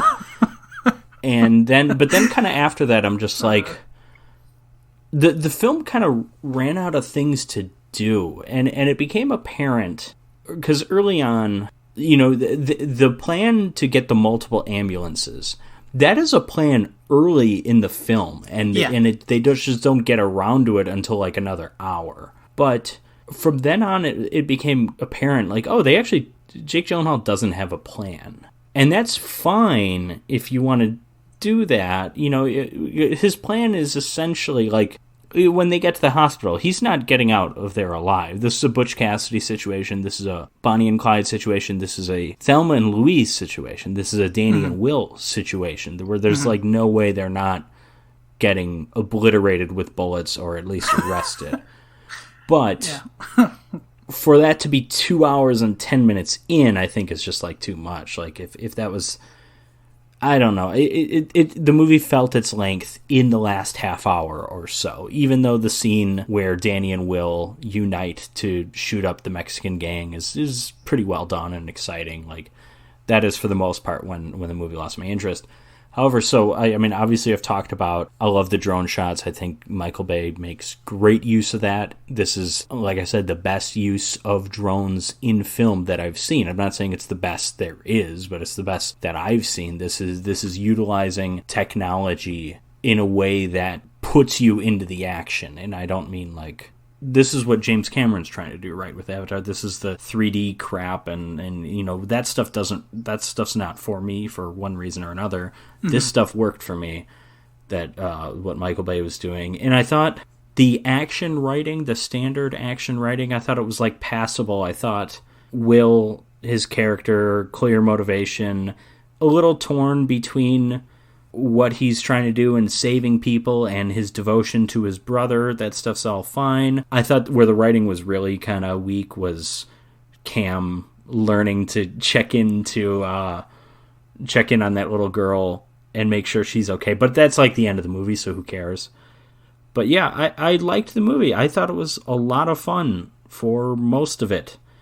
Jim, I know you don't like it, but please explain why. Before I did, I just want to agree with you about the drone shot stuff. I think a lot of it was great. The only drone shots that I wasn't a big fan of were I don't even know how you would describe them, like the structure shots of the drones. I like the action drone shots, the way drones are used in action scenes. I don't like when it's just like, oh, let's have a shot start from above a skyscraper and then go down to the... Like, they did that, like, 3 or 4 times, it seemed like. Yeah, there was one where they were at the bank, the drone kind of like took off and zoomed around the bank as it kind of shot off into the air, and I was like, why? And it just made me feel nauseous. I was like, why are you doing this? But all the action drone stuff I thought was really neat. Car chase stuff was really interesting.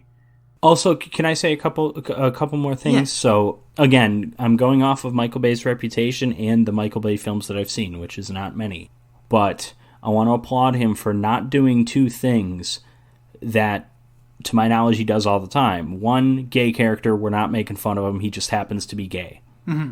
Good on you. I mean, it's like the bare minimum, right? But and I don't know if that's Michael Bay realizing, you know, it's 2022, people don't like this stuff, or if it's just, I mean, Michael Bay didn't write this movie. I don't know if he wrote The Rock, he might have. And then the other thing is, Isa Gonzalez, one of the most gorgeous women who is in Hollywood, is not sexualized in any way. She just like happens to be gorgeous, and she's in an ambulance with blood all over her shirt. Like that. Yeah. Like, I'm just thinking of like the famous Megan Fox shot over the hood of the car, and how he typically shoots women.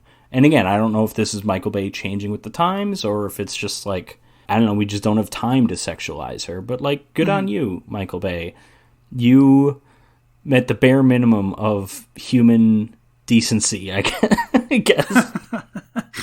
Yeah, well, it's actually funny that you say that, because in this movie, they did have the time to sexualize her. It's 2 hours and 16 minutes, but the movie could have been maybe like an hour. Well, they had the run time. They didn't, but there's so much stuff going on with the action. They didn't have the. They couldn't fit it. They didn't get a chance to storyboard the scene where she takes off her bloody shirt and switches into a non-bloody shirt so we can see her bra and stuff. They didn't do that. Yeah, my biggest when it comes to the writing about like in this movie, it seems like all of like the most tropey action writing from like the late 80s and 90s was taken and just transplanted into this movie. You say that. I don't know. You say that like it's a bad thing, and I think like no, but like for me, like I was just like so annoyed. You know, here's a slight tangent here, and you actually made me watch 3 seasons of Peaky Blinders, and you don't know this. I haven't brought this up to you yet. We were recording a podcast on something. I wasn't even sure it was pronounced Blinders. I thought it might be Blinders for some reason. You were talking about Peaky Blinders, and I was like, oh, you know what? I saw that on Netflix. And like, as you were talking about it, I was like, that was on Netflix. I'm going to watch it. I got like 3 seasons in, and that's because I think there's only like 4 seasons, but I mostly had it on in the background while I was doing things. But it had like a style of writing that pisses me off so much, and that's what this movie kind of had a lot of. And it's that really. So one of the most, you're complaining about this film bearing resemblance to one of the most acclaimed television shows of the 21st century, just for the record. Yeah, absolutely. And it's because it's got this style of writing that I hate, where you have like a character who's meant to be like really good at what they do, but they just write the person to come across as like an asshole, an all-knowing asshole. You know, like when FBI guy meets SIS guy, he's like, yeah, can we just cut the crap where you say, oh, I know how to do my job? And that was one 30-second long scene, and I agree it was stupid, but who cares? But there was like other stuff involved where like Jake Gyllenhaal said throwaway lines here and, you know, fucking whatever. But like Peaky Blinders had that same problem for me where like, I don't know. If you're interested, we can get into that some other time off mic. But well, I've never seen the show, so I don't know what you're talking about. But maybe I'll have my own hour-long complaint session about Peaky Blinders. Well, that'll get clicks. The writing I found was too hacky. You know, I just couldn't focus on what was happening because the writing was pretty, in my opinion, pretty bad. I don't know how to make it better. I'm not a fucking writer, or so maybe I'm just talking out my ass. I don't know, but it just annoyed me. The plot was very light. And it almost... Well, sure, it's a high-concept movie. I mean, there's not a lot of plot in Die Hard either. It's like... I'm not saying this movie's Die Hard, but... Yeah. It's a high-concept movie. It's like, how can we have an action movie in this setting? Reverse engineer it. We got a bank robbery and a hostage situation. It's like Speed. But this was how this turned out. It was bank robbery to accidental hostage situation to driving fast, medical emergency. Driving fast, medical emergency. Driving fast, medical emergency, end. You know, and it was just like, how many times can this fucking poor cop who's been shot in the leg have a terrible, life-threatening medical emergency? Yeah. They stretched that out, like he hasn't died yet, and again, there's no way they're saving his leg, but whatever. No, and it was just, it just he's annoyed lost me so several much. pounds of blood at this point. Yeah, he has. He really has. And then, like, when main characters are doing kind of dumb things, you know, like Jake Gyllenhaal letting the cop into the bank for no reason, or like a cop essentially forcing his way into a bank to hit on a teller. Like, what normal person does that? You know what I mean? Like, if I knocked on the door of my bank trying to hit on a teller, and they're like, hey, we're closed for 20 minutes, I'd be like, yeah, okay, no worries, I'll wait. Thanks. You know, or yeah, but he's like, a cop. he feels tomorrow. entitled. Listen, you forget the part where all cops are assholes. You forget that part. That's a key component, at least of that plot point. Is it though? Is it, or is that something you're just? I think it is. I don't think it comes up later in the film, but I think he thinks like, oh, listen, no, I'm a cop. You gotta let me in. I think that's the subtext. Okay, it's the only moment of the film that has subtext, but that it's would be. Well, I don't know. I didn't pick up on that subtext. I just thought, I was like, this is a really awkward and clunky way to get the cop into the bank. And it was. I don't disagree. Well, then the stuff with, like, the SIS guy and, like, how his comic relief woman character that's there, she was awful. Yeah, she was bad. All the dialogue between them was terrible. The stuff all involving his dog was stupid. Sure. The joke about Big Dog getting out of a small car. Why? Like, was that I didn't even pick up on that. I thought the joke was just that it's a giant dog. I didn't think the size of the car mattered. Yeah, it was like this tiny little like foreign car that he was driving. Well, yeah, it's the Columbo thing. He's driving a piece of shit car and he's got a big old ugly dog. I didn't think, but whatever. That's the dog himself. I did like the dog. Not necessary to the plot. we could have gotten rid of the dog. Not necessary to the plot. And then like when all the cops had to pull back because the dog's in the back of the car, I'm like, is this what's actually happening in this movie? Like, I can't. So let's think of it from like a writing perspective. What are the other instances in which the cops had to pull back and we had to stop a fast-paced action scene? There was when they were doing surgery. There was... Which is also stupid. There's also the fact that there's an injured cop in the back of the ambulance, so they don't want to end the chase in the first 10 minutes and ram the ambulance. Which you could say carries throughout the entire film, but I don't know how much of that is really true. There was the fact that ambulance outmaneuvered all cop cars and caused them all to crash into each other. So they had to. Well, and there's the big one though is they assumed the surgery didn't go well. They assume the cop died because I think the phone ran out of batteries, so they couldn't hear the rest of the call. So then they try to snipe the driver, and then Cam stands up and she's like, "Oh my god, there's snipers! Get down!" I'm like, "What the fuck are you doing? Let them kill them." And then, you know what? Even if there's a fucking concrete barrier, hang on, no, you think if you. You think if you're in a vehicle that's going 75 miles an hour on an on-ramp and someone shoots the driver, you think you're going to survive that? Maybe. Who knows? No, I think you could pretty But at this confidently point, say, no, at this you're not point, going to. This chase has been going on for, like X amount of hours. Dozens of people are maimed or seriously injured or dead. And it's like, oh, well, there's this one fucking cop in the back of this car who has a crush on some fucking teller named Kim. And his life is the most fucking important thing on the planet right now. It's so fucking stupid. It's just, they pulled out every excuse in the book. At that point, it's self-preservation. She doesn't care. But they pulled out every excuse in the book, Patrick, to make this movie as long as possible and to make this, like, ambulance chase as long as possible. And then, like, all the shit about the Mexican gang filling an ambulance with C4 and driving it. Why? What are they doing that? Well, like, why? Why? Like, why did that happen? I can't really answer that question. Why were the Mexican gangs but I also don't creating care. a war with the cops by shooting a minigun into 50 cops and their cop cars?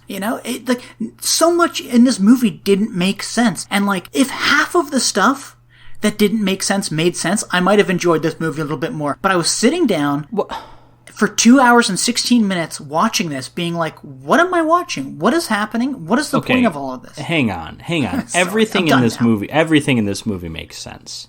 Because there's not depth to anything. Varying degrees of sense. What doesn't make sense? Well, yeah, and that's fine. I mean, like, what's the Mexicans start a gang war, or not a gang war, but a war with cops, and it's because they have a chance. They have all these cops in this place, and they're going to just shoot them all up, like, because I guess they hate cops, because that's, later on they want to kill the one already dying cop. They hate cops, so we have 30 cops gathered. Hey, we can get rid of them all here, Like, it's stupid, but it makes sense. And also, a nitpick that I'm surprised you haven't brought up yet. There are several lines of dialogue, almost entire scenes are dedicated to rush hour is approaching. We need to put a stop to this before rush hour. And then rush hour, I guess, happens and nothing really changes. No, exactly. And the implication is that obviously we have millions of people on the road, but it really, at least the way they shoot it, it doesn't really feel like any different than how it was earlier. There's just things that they don't go back to, right? Or there are just things that they don't really explain. You're just kind of shown these things or told these things, and then nothing comes back or nothing's explained, much like the remote-controlled Mexican car. Who's controlling it? From where? Why are they doing this? Do they have other cars with miniguns? Like, how come they brought a minigun in C4 after Danny said, no, don't bring that shit? Because they don't work for him. They're doing this for the money, but they're going to do other shit too. They don't work for him. Poppy doesn't control him, or he doesn't control Poppy. I guess so. For a movie that's 2 hours and 16 minutes, and again, I can't stop harping on about this because, like, it could have been so much shorter. But for a movie that's this long, they could have maybe cut down on so much of the other, like, fluff and faff and explained things a little bit better.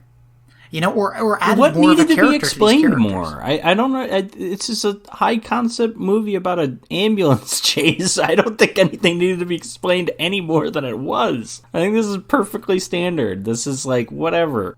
I was just floored by this movie, and I don't know. I just really didn't like it. I'm just really upset right now, to be honest. All your bullshit is making me like this movie more, honestly. I'm like, how could you have a problem with this movie? It's a dumb action movie that's perfectly exciting. It was just, like, too dumb for me. And I was just like, I don't know. You like spookies. Yeah, but that's stupid funny. Because it's, like, such a fucking... There's nothing funny about but it's, like, spookies. such a just joke. Sucked. But it's such a joke. Like, I like Neil Breen movies because they're so fucking ridiculous. But I agree, Neil Breen movies are funny. I don't think... But this is like an actual movie made by like an actual big-name director starring like Jake Gyllenhaal. And I'm like, what? Yeah, there's real actors in this. To me, this movie just felt like one of those like Bruce Willis movies, that he was making like last year, 2 years ago. Like, really, the only thing that set it apart was, like, the drone shots and the amount of money that went into, like, explosions and car chase stuff. Like, that was the only thing that set those apart from this. The drone shots are the real new thing. And then also, like, the heist angle. You know what this reminded me of? This felt like a Fast and Furious movie. It's dumb. It's about family. You know, the Fast and Furious movies, they used to be movies about drag racing. And now they're just heist movies, and they drive a car here and there. That's kind of, and this is like, it's a heist movie. And then there's also a lot of driving. And the over-the-top action, not as over-the-top as a Fast and Furious movie. This doesn't go into full science fiction mode or fantasy, you know. I don't want to really say this movie's that grounded, but at least I felt like the action was believable enough. It wasn't too dumb. And you know, the real dumb stuff comes with, like, oh, the cop is still alive or whatever. But no, I don't know. I thought this was just a rip-roaring good time. This is a shut your brain off and enjoy movie. And I think it's very good at doing what it did. Okay. Well, let's move on to your movie.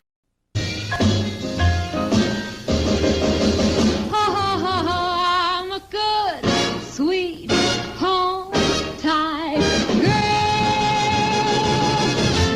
Born Reckless. I'm not going to go plot point by plot point here, just for one, because there aren't that many plot points. It's like, this is you're complaining about not much plot in Ambulance. Born Reckless is like... Well, this was just boring, you know? Yeah, boring Reckless. Also, so one thing I want to clear up. So Ambulance is a remake of a foreign film. Born Reckless bears the same title as a film from the 1930s, but it, from what I can tell, is not a remake. So. Oh, okay, yeah.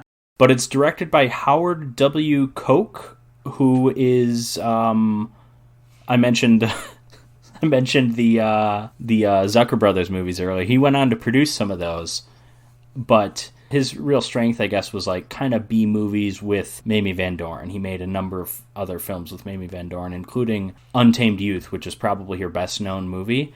And I'm going to say that I was disappointed by this movie. For a number of reasons. I felt like the film lied to me. I felt cheated. Well, especially with the name. Well, yeah, the title, I'm expecting something like Untamed Youth, like a teen-sploitation kind of movie, or like The Wild One with Marlon Brando. I'm expecting something like that, and it's really nothing like that at all. I'm not even sure if Mamie Van Doren is the one who was born reckless. I think you could argue her boyfriend is far more reckless than her. Yeah. But the other way in which I felt cheated, so this is a me thing. I see Mamie Van Doren with a cowboy hat on the poster, and I'm like, okay, Western with Mamie Van Doren. No, it's a fucking contemporary Western. I don't like contemporary Westerns. Yeah. I don't know what it is. I don't... The exception of Big Jake, the John Wayne film that takes place in like maybe the 1910s or so, it's like early cars. If you're gonna make a Western, make a Western. I don't want to see anyone in a car. Yeah. I don't want to see anyone with I don't want to hear an announcer over a PA system in a Western. To me, it's just like... I don't know, if you're going to adopt this imagery, go all the way. And this is, I'm speaking as a Western fan. Western is my favorite genre of film. And I was just disappointed because I thought this was going to be that. I thought this was going to be a John Wayne film starring Mamie Van Doren, and it's not. Well, you know what it actually reminded me of a lot, and I don't know if you'll agree with me on this. It reminded me a lot of those Bing Crosby movies, you know, something like Holiday Inn or White Christmas. Okay, see, I've seen White Christmas. I haven't really seen.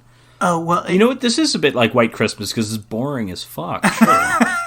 Well, more so in the sense, it reminded me of it. More so in the sense that it was like a love story that was wrapped up in like a specific theme. And you occasionally had songs scattered throughout. You know what I mean? Yeah, that's the thing. This wasn't a full musical. It could have been. Because we opened with like 2 songs right away, and it's like, oh, it's a musical. I didn't know that. And then it's just, don't hear another song for 45 minutes or whatever. Yeah, and you know, and the musical numbers aren't that bad. And also, we've also got, what's his name? Tex Williams. Tex Williams is in the movie. He had a big hit in like 1947. He was he was number 1 on the charts for a long time. But like this is like a decade after he had that number 1, so I don't know what he was doing in this movie. I'll tell you what this movie reminded me of. This is an Elvis Presley movie. Oh, basically, yeah. Right? Specifically, this is Viva Las Vegas told from the perspective of the Anne Margaret character. However, it does not have the fun chemistry of Elvis and Anne Margaret with Mamie Van Doren and Jeff Richards, who is also known as Dick Taylor and Richard Taylor. Is a former minor league baseball player who had a career-ending injury and then took up acting, I guess.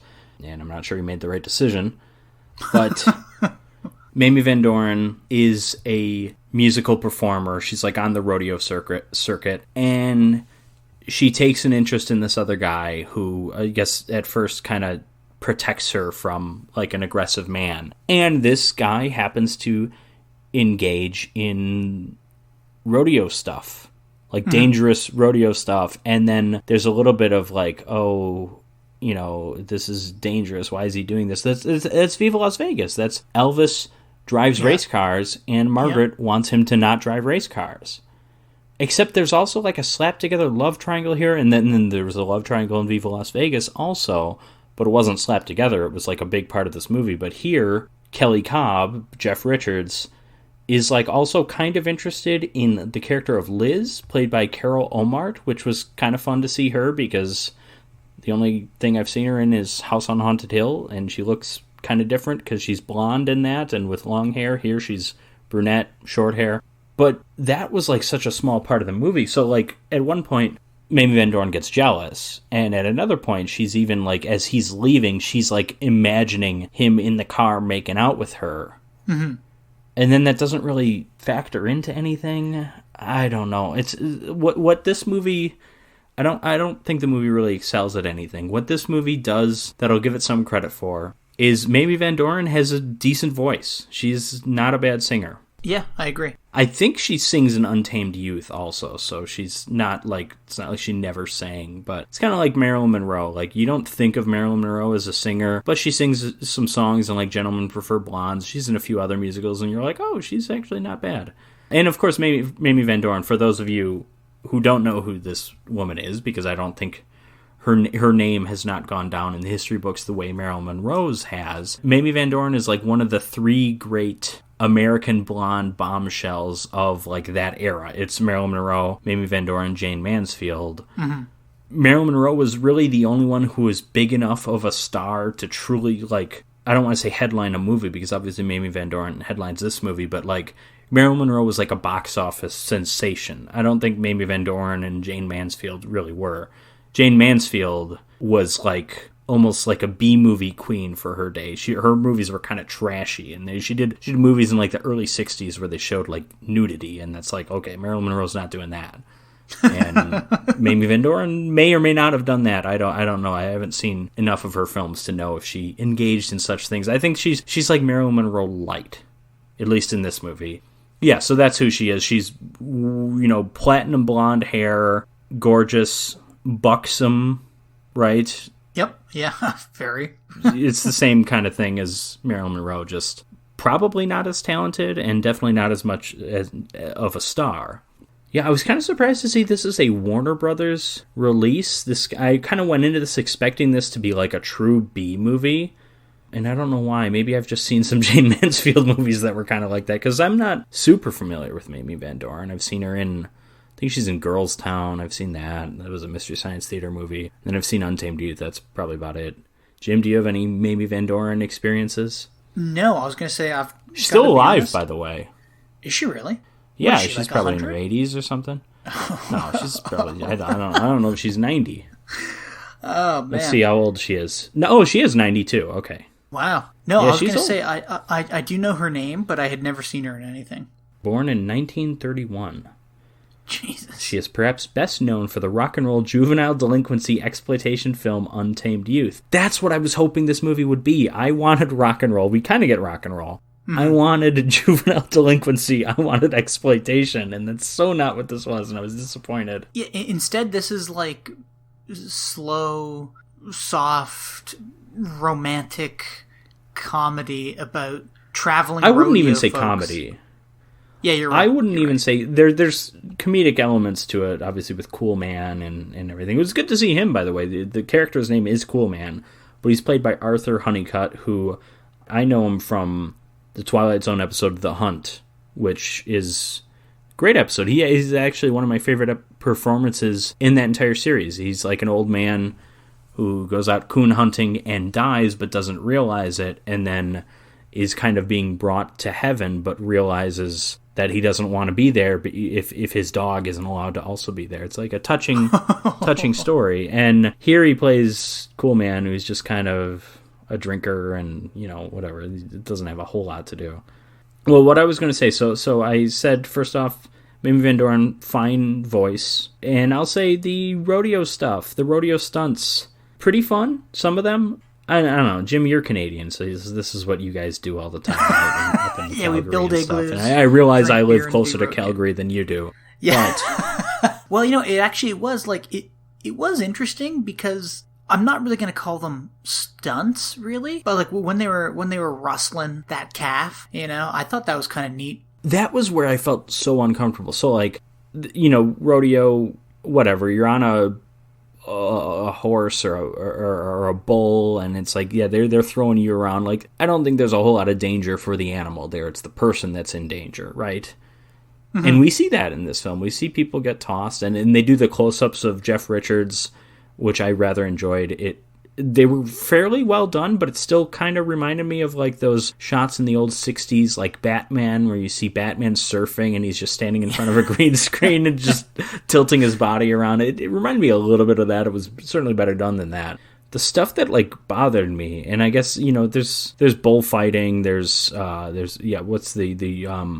well, bullfighting is the ole with with the little red thing, even like right? bull riding, and I assume the same thing with like horses. Like a bull, you get a bull to buck by tying its fucking testes or like clamping down on its testicles. I didn't know That's that. why it's bucking around so much. Okay. Because it's in pain. It wants you off. So there is. Well, I was going to say. So there is animal cruelty involved, because the one when he lassoed the calf in particular, I was like, ooh, I don't like watching this. I feel bad for the thing. And Well, it's this is funny. Like animal I cruelty, think and when it's done right. But I guess the whole thing is animal cruelty. Yeah, I think the when it's exception of done- the women doing the different poses as they're riding a horse. Like that's. Yeah, or even those guys doing the Roman ride where they had one foot on each horse.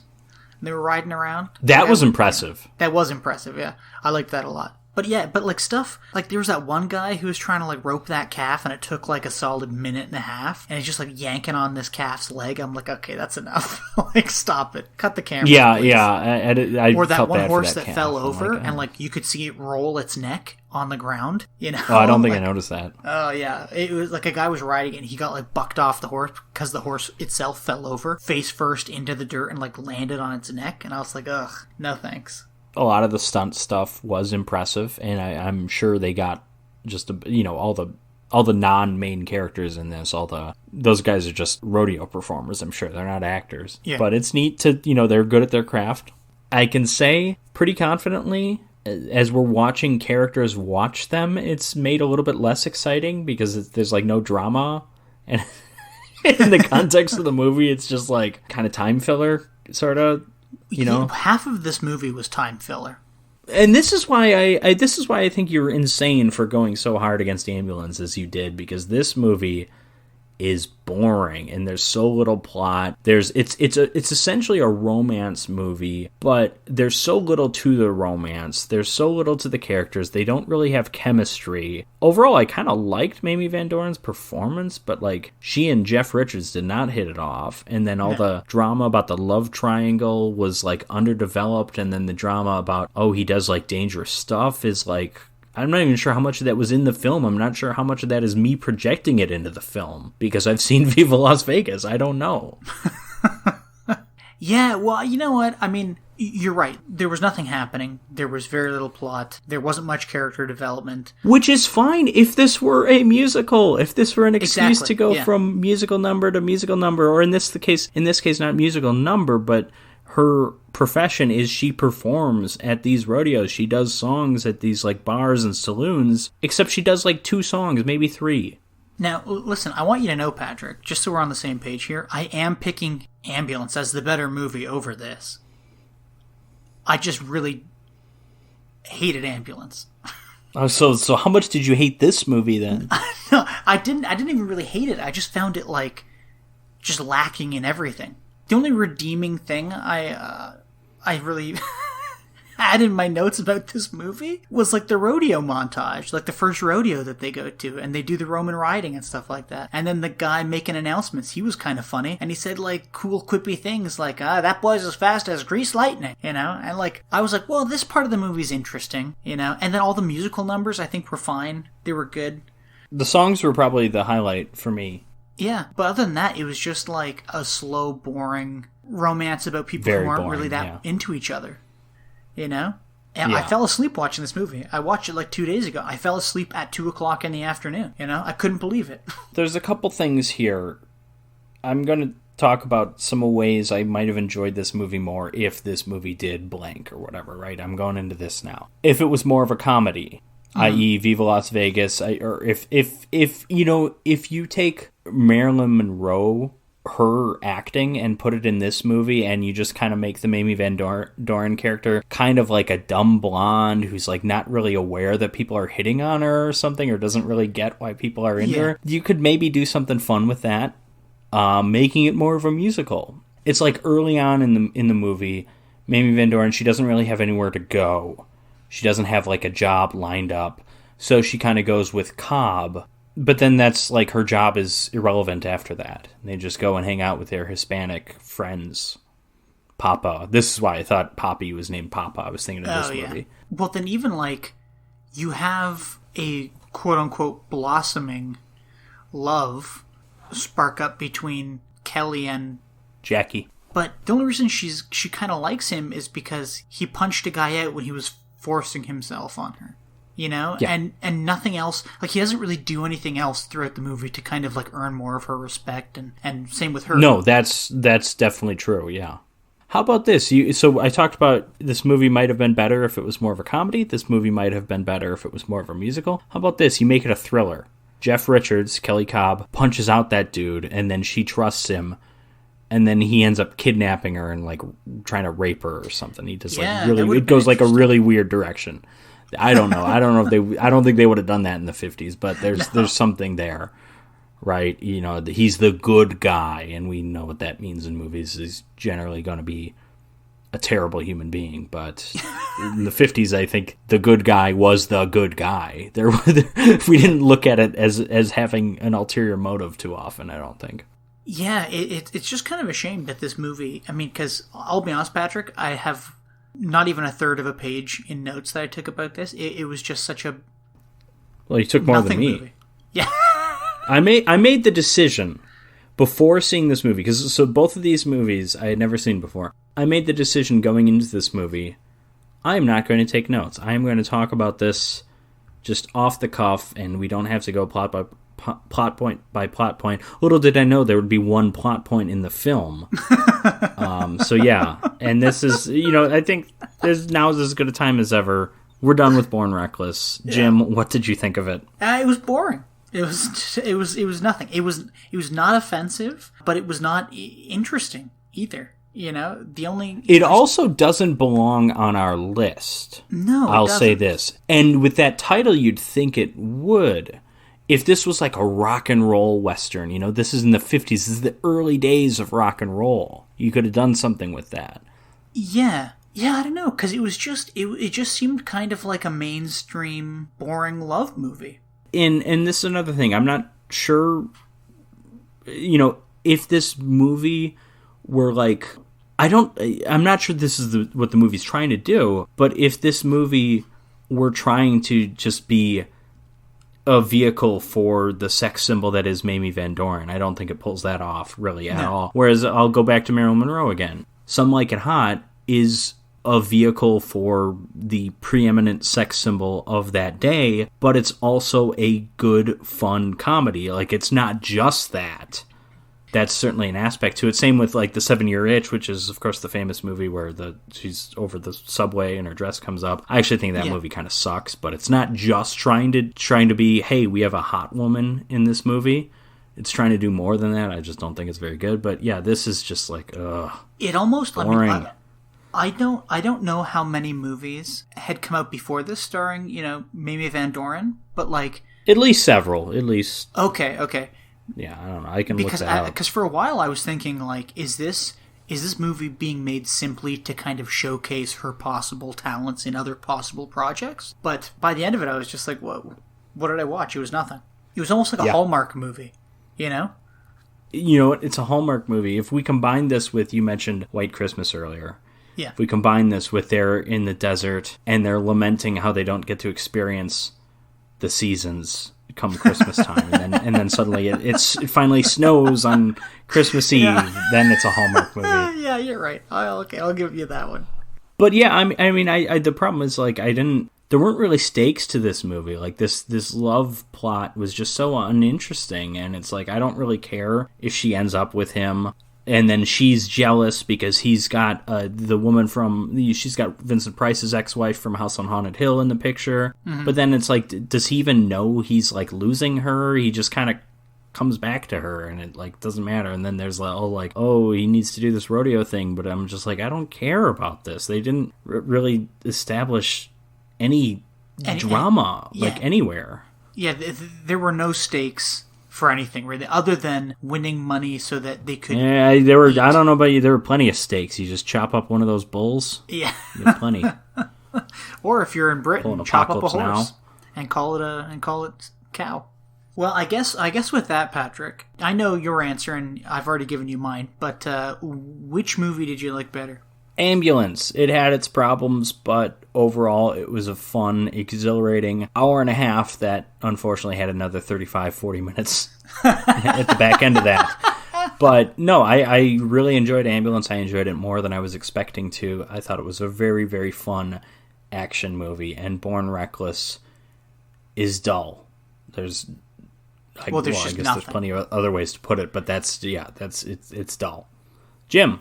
Yeah, thoughts? Well, as much as I didn't like Ambulance, which I have to apologize to you, I think right now, and the listeners, I was much too harsh on it, and I'm not sure why. I think I just started this podcast in a foul fucking mood. No, don't back down. You're going to make our listeners think you're just. I'm not backing down. Being persuaded. I still don't. If you hate Ambulance, say you hate it. I fucking hate Ambulance. I will never. I can tell you right now, both of these movies, I will never watch either of them again in my life. I'm a little upset that Michael Bay made Ambulance. I can tell you right now that it cost about $40 million to make over 38 days, and worldwide, it made about $52 million.